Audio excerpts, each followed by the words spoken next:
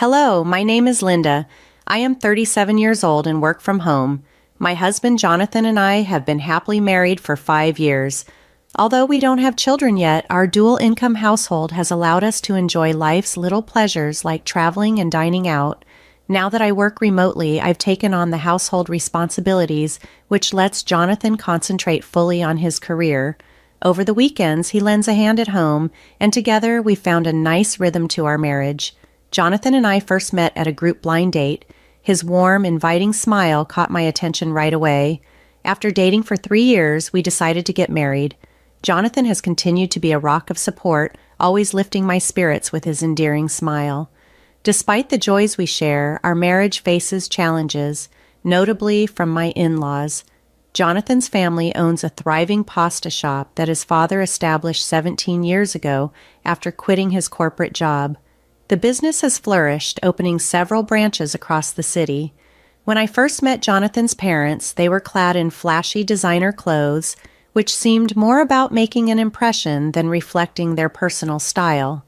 Our initial encounter was when Jonathan and I visited to share the news of our engagement. Right from the start, I sensed their disdain. They made it clear that any daughter-in-law would suffice as long as she could manage household duties and stay out of trouble. Yet they also hinted that I might be lacking in fortune, which was quite blunt. Jonathan stood up for me immediately, which led to a slight improvement in their behavior. It was clear they were forthright people, perhaps a common trait among those in the culinary business, especially pasta shop owners.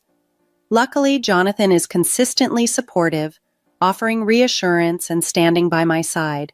Despite the security Jonathan and I share in our relationship, knowing that we can rely on each other even if I were to lose my job, the interactions with his parents occasionally strain our happiness. However, I've chosen not to let their opinions affect me deeply, especially since Jonathan has repeatedly apologized for their rude behavior. He has reassured me that our dealings with them can be limited to significant family gatherings.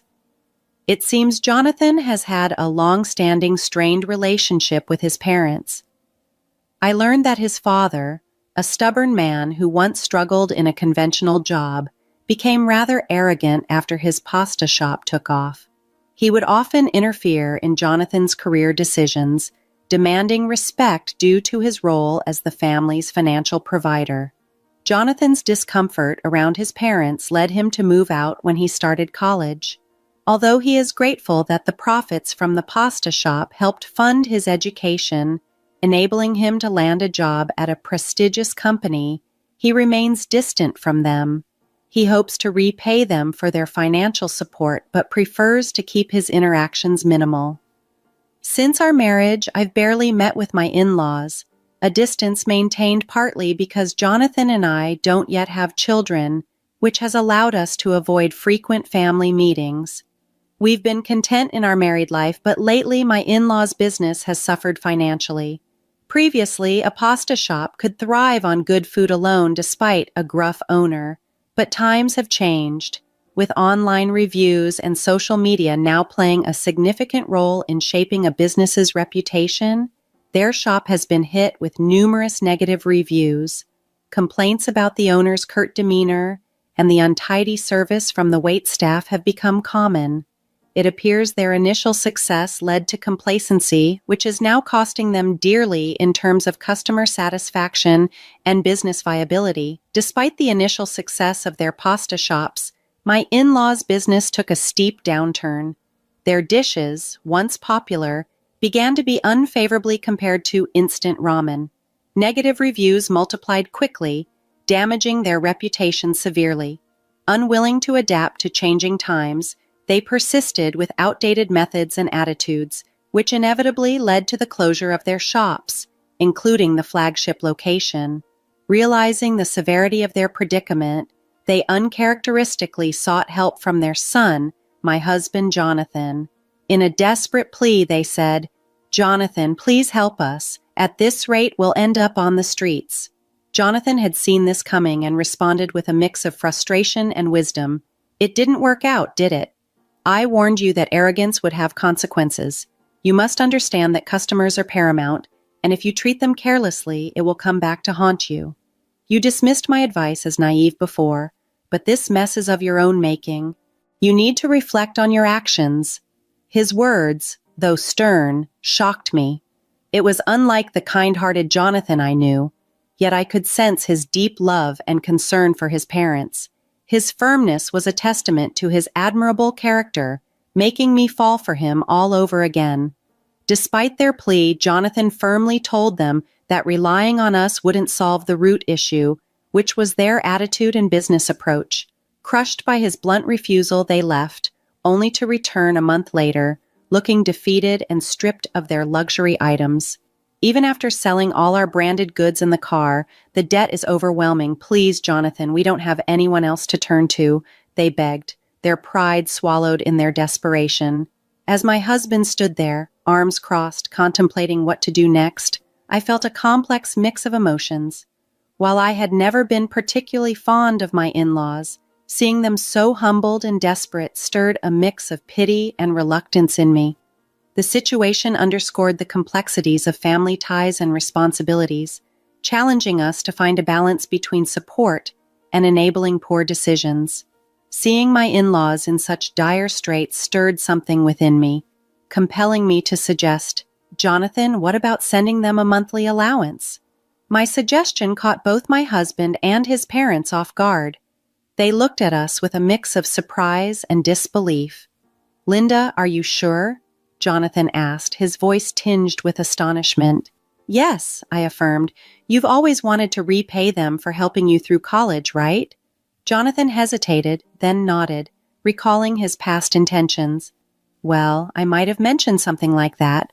At this point, his parents, seizing the moment, pleaded once more, their heads bowed deeply. "Jonathan, please, we'll work hard to pay off our debts. Can you at least support our living expenses?" After a brief moment of contemplation, Jonathan agreed. Initially, he decided to transfer $3,000 monthly to them. However, feeling a sense of urgency to help them stabilize and rebuild their lives, I suggested, "Maybe we should adjust that amount to $3,000 a month, Jonathan."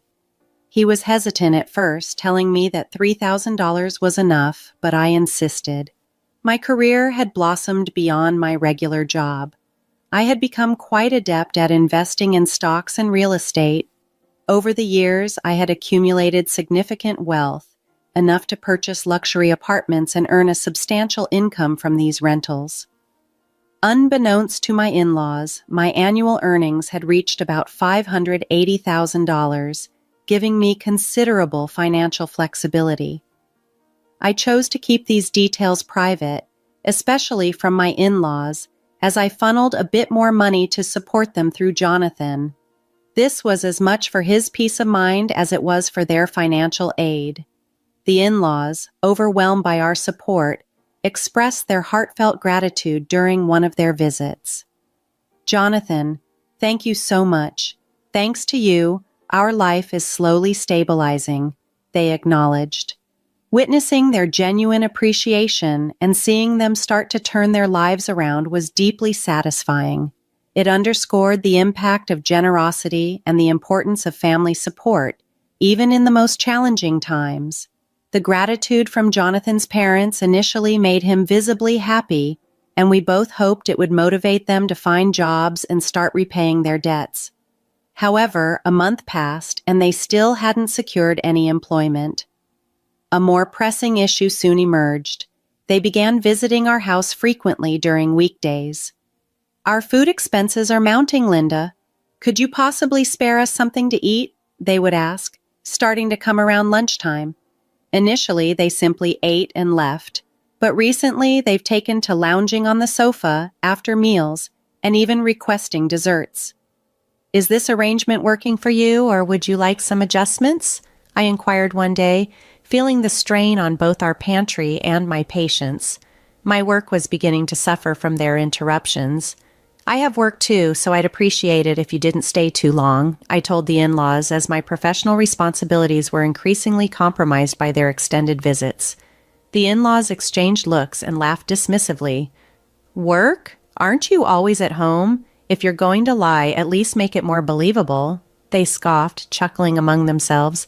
Perhaps because of their long history in the food and beverage industry, they seemed unable to grasp the concept of remote work. I tried explaining it to them in detail. Remote work means I operate from home using my computer to complete tasks just as I would in an office setting, I clarified. But they brushed it off with a wave of the hand. We don't understand all this computer stuff, they admitted, showing no interest in trying to comprehend further. No matter how clearly I outlined my busy schedule, they seemed indifferent.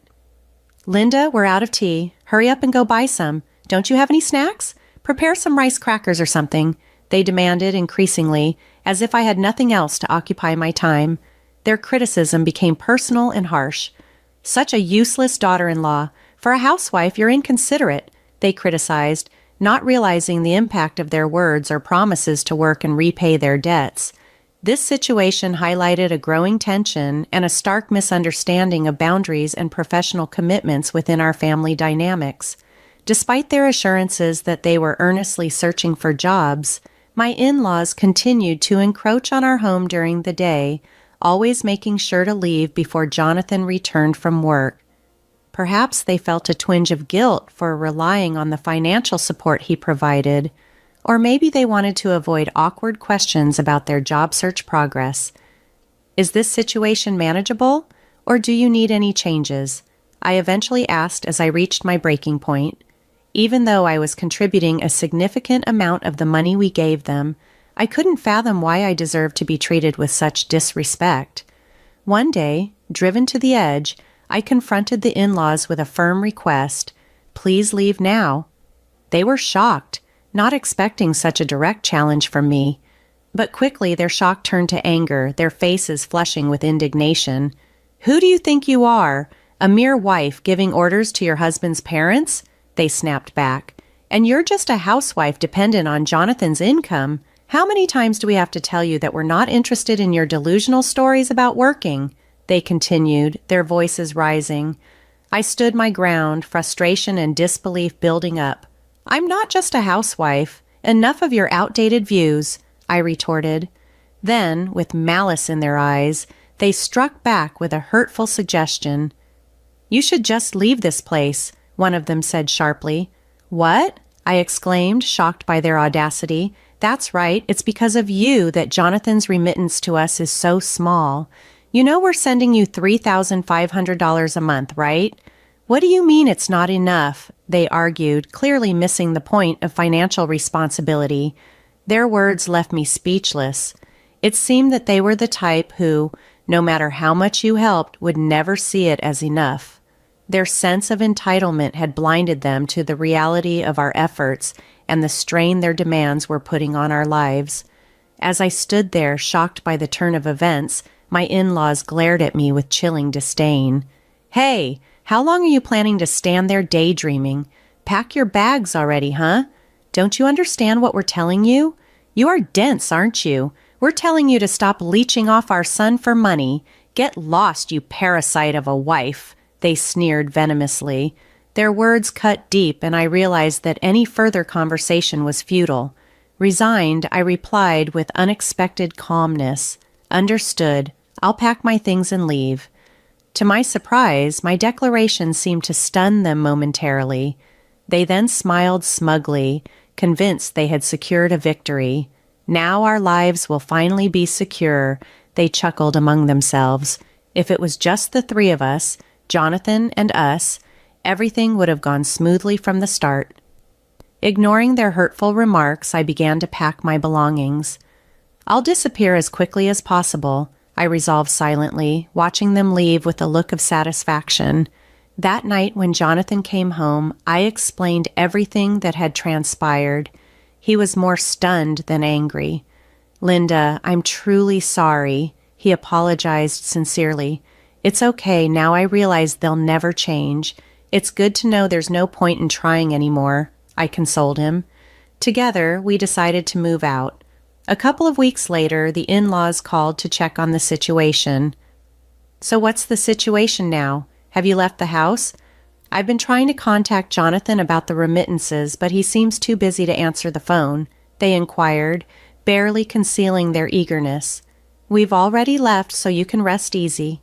"You won't see me in front of you anymore," I replied coolly. I could hear the glee in their voices as they responded, "Ah, I see, finally, our son can get rid of the burden that was you."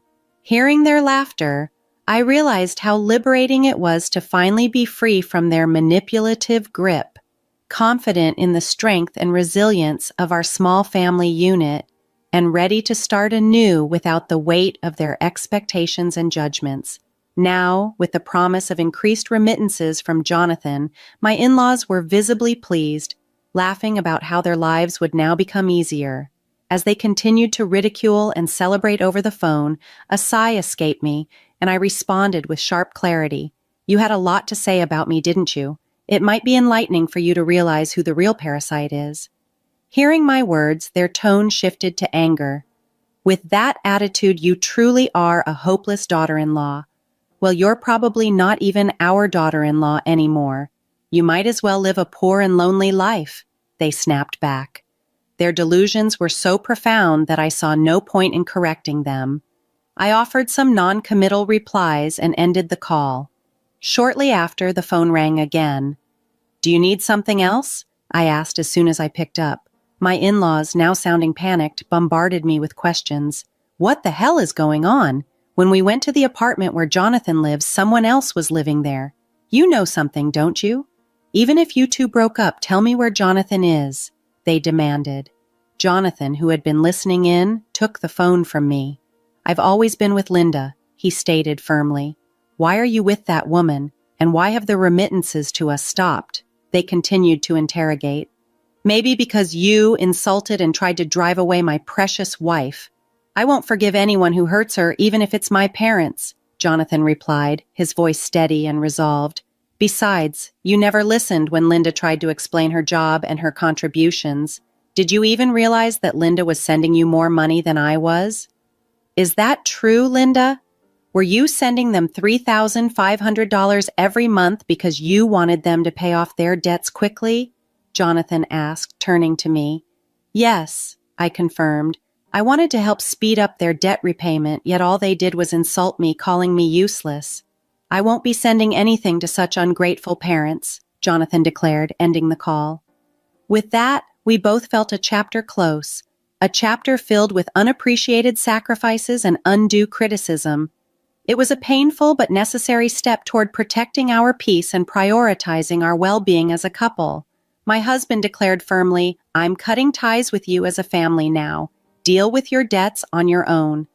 In a moment of desperation, my in-law pleaded, "Wait, I had no idea Linda was contributing so much. Can you forgive us if we apologize? Maybe then you can send money again." "It's too late, just give it up," Jonathan replied, his voice resolute as he ended the call, and then blocked my in-law's number, ensuring that our paths would no longer cross. From what we later heard through relatives, our in-laws were forced to sell their house but still couldn't clear their debts. They now live in a rundown apartment, working low-wage jobs to scrape by. When they were prosperous with their restaurant, they reportedly treated their relatives with arrogance. Once their fortunes turned, they sought help from these same relatives, who chose not to assist them, leaving them isolated and struggling in poverty. Jonathan and I had extended as much support as we could manage. We can't cover for them endlessly. It's a consequence of their actions.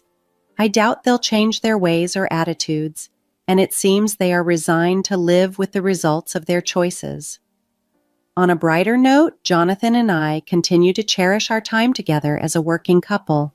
A year later, unexpectedly, I became pregnant. Although it was surprising, we are deeply grateful for this blessing. Together with my beloved husband, we look forward to raising our precious child and embracing the new chapter of our lives filled with hope and joy. Does this revised narrative meet your expectations, or is there anything else you'd like to adjust?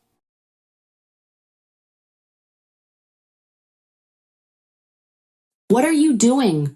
my mother-in-law exclaimed sharply the moment I walked in and took my seat. She rolled her eyes, and my husband chuckled quietly to himself. I held her gaze silently. What's that look? She sneered, her lips curling into a condescending smile. You can't even speak, and now you're making that arrogant face? She added. You're here at the wedding acting like a complete nuisance. You'd better leave soon. Her words struck like a slap, but neither she nor my husband realized that their reckoning was just around the corner. My name is Catalina. I'm 28 years old. I live with my husband, Andres, and his mother in my in-laws' house. I have a condition called total mutism, which means I've completely lost the ability to speak. It's often triggered by stress, and my case is no exception. Oh, you scared me. Are you there? If you're here, at least answer me, my mother-in-law called out. I froze in the doorway, lowering my gaze, unsure how to respond. A wave of helplessness swept over me, but as always, I stayed silent. You're just standing there in silence. Yeah, you can't talk, she added with a sneer. It's so inconvenient that you can't speak. You're such a bad wife, just useless. Now come on, get ready for dinner. Unable to say anything, I turned and headed toward the kitchen to start preparing the meal. I want to get out of here, but my parents died early, and I have no relatives to turn to. Since I can't talk, I won't be able to survive on my own. No one will hire me, so now I have no choice but to cling to my in-laws. My husband came home just as I finished cooking dinner. Welcome home. Dinner is ready. Let's eat, my mother-in-law said to him with a smile.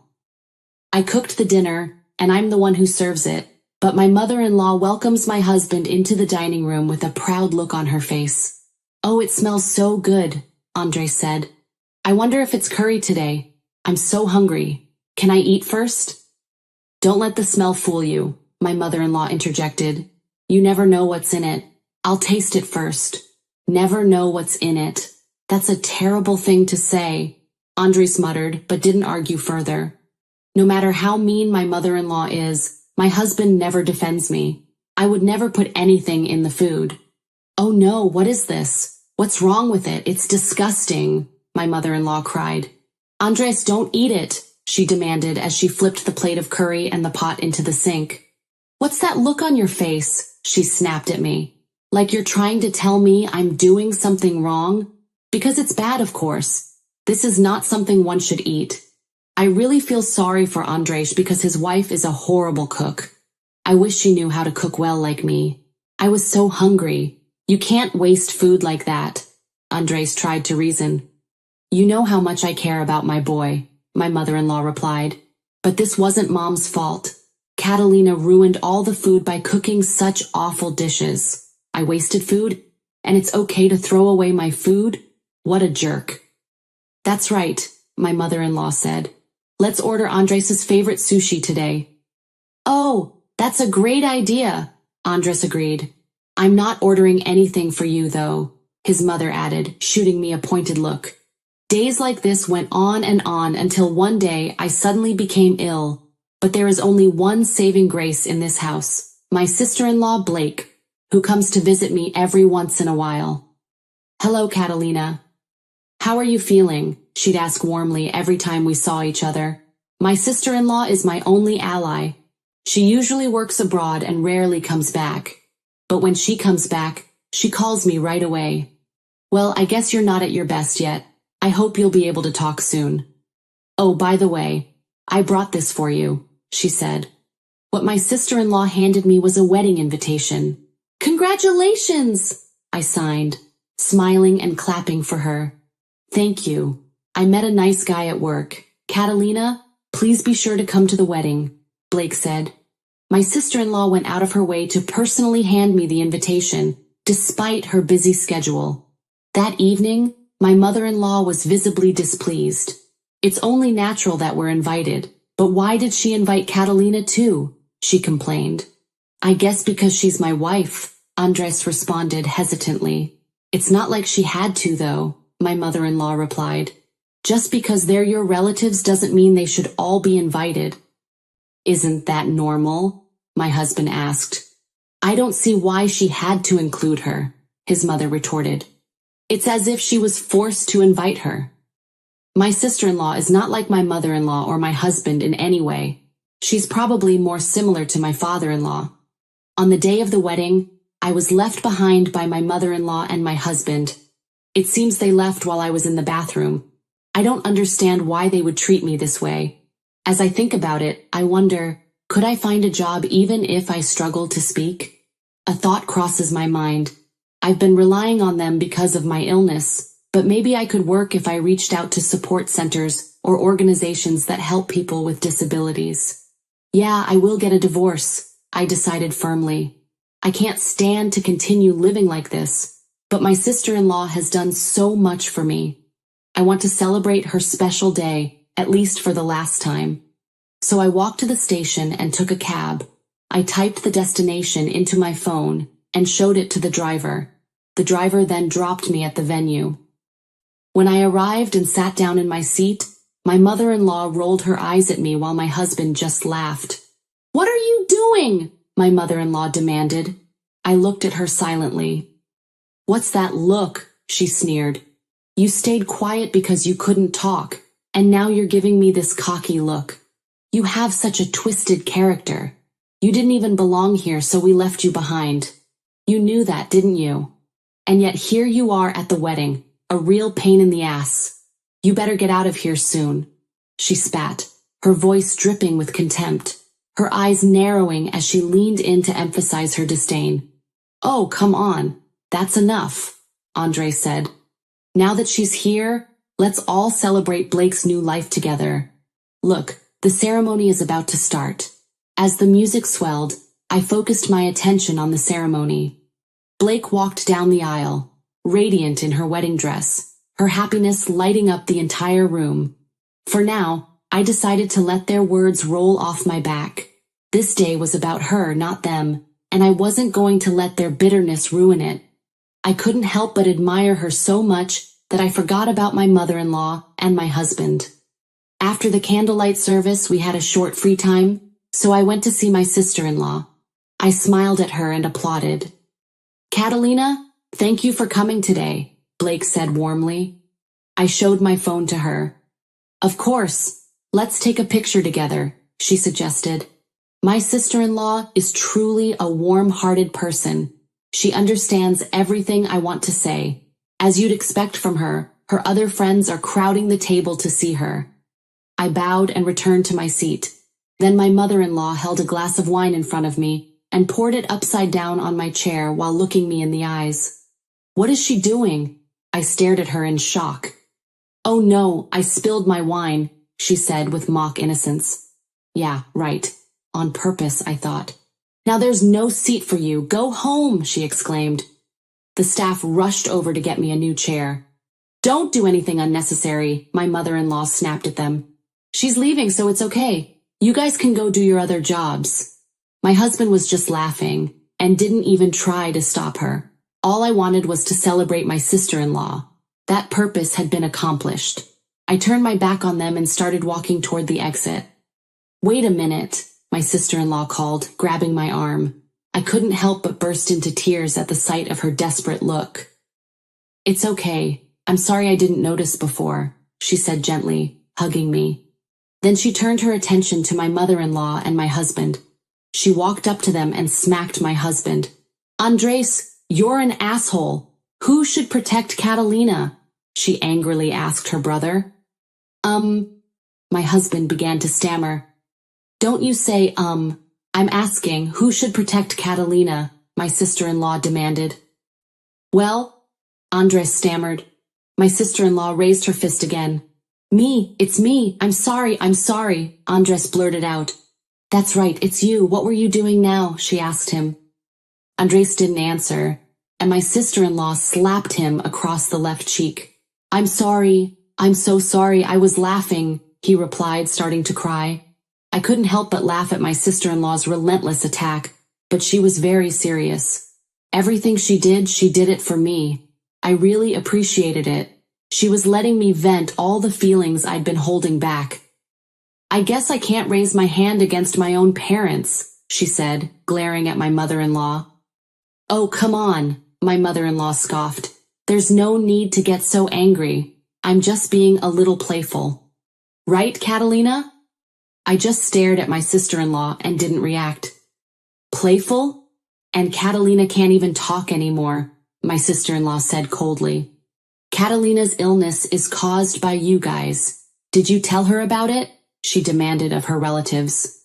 My mother-in-law gave me a nasty look. My sister-in-law laughed at her hopelessly. Of course, Catalina wouldn't say such a thing. Looking at the situation, it's obvious whose fault it is, isn't it? And you just rebuild it yourself. You guys really are horrible. Catalina, I'll get you a new seat, so I hope you stay until the end. I'm kicking these two assholes out now, my sister-in-law concluded. My mother-in-law and my husband were kicked out by the staff. I'm sorry for the disturbance, Blake apologized sincerely. Now that the mean old lady and her friend are gone, enjoy the rest of the ceremony. I didn't go back to the house after that. My sister-in-law got me an apartment. She acted very quickly. As soon as the ceremony was over, she contacted a real estate agent she knew. She put me up for free as company housing for her husband's company. She confirmed my intention, and when I told her that I wanted a divorce, she even provided me with a lawyer. Thanks to this, my divorce from my husband went smoothly. Again, my sister-in-law supported me, and she recommended that I get alimony from my husband and mother-in-law. According to the lawyer, she was able to get them to pay more than the typical alimony, since they were the main cause of my illness. 3 months after the divorce, my illness is under control. There's no cure for this disease, so I don't know when the symptoms will come back, but the source of my stress is gone. I'm hoping that the symptoms will never come back. My husband and mother-in-law wanted to see me to apologize, but I refused. I never want to see their faces again. I don't even want to hear their voices. Catalina, are you ready? My sister-in-law asked. Yes, sister, I replied. Okay, let's go, she said. I'm coming to the US with my sister-in-law and her husband because they hired me as a nanny and a helper. Right now, my sister-in-law is 3 months pregnant.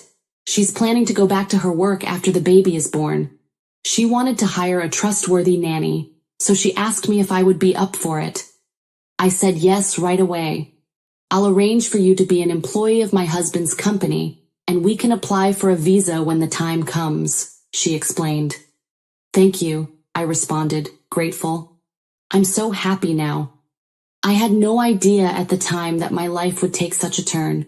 I'm really looking forward to the rest of my life.